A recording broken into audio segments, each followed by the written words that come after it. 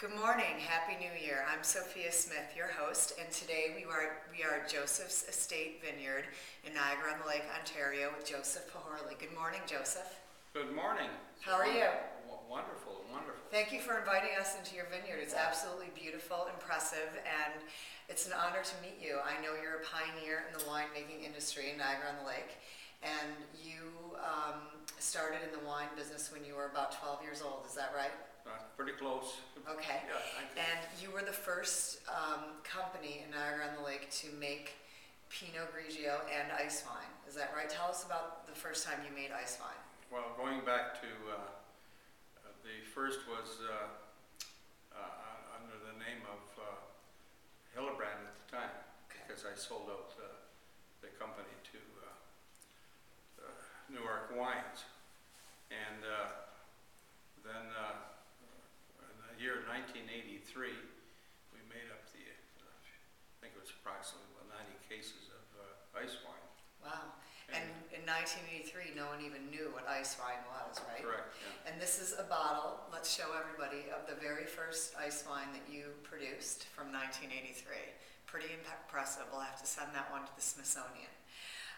Joseph, what is your personal favorite vintage that you have ever produced in your whole winemaking career? Well, at the beginning, I liked the Pinot Grigio, and or we call it Pinot Gris or Pinot Grigio.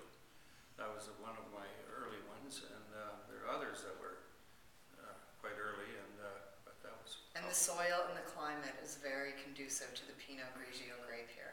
Yeah, we have very sandy soil here in Niagara-on-the-Lake here, and the environment is quite conducive to our temperatures and so on.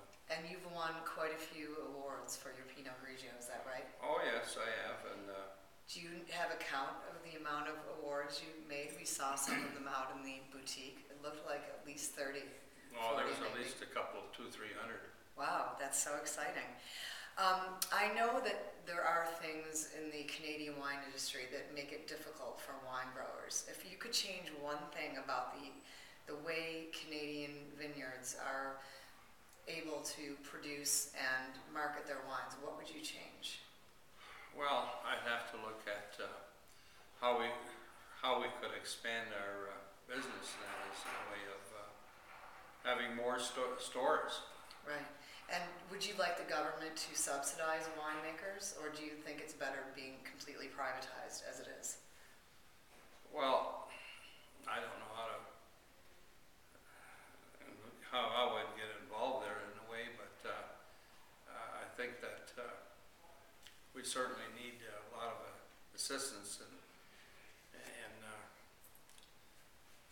selling our wines and our distribution to more LCBO stores and more shelf space.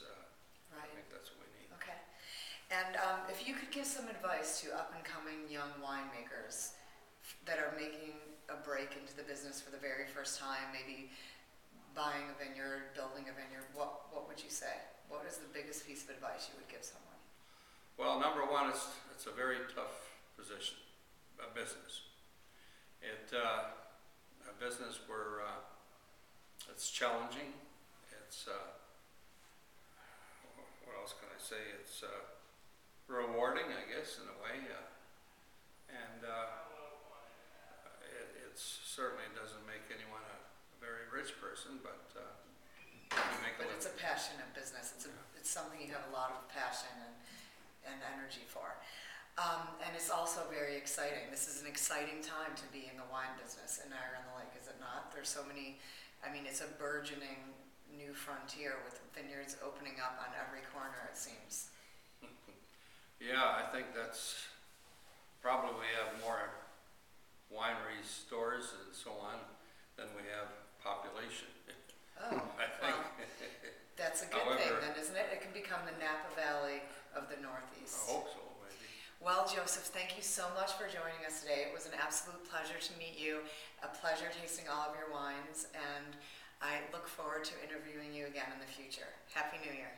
Well, happy New Year, and thank you very much. Thank you. My pleasure. 3, 2,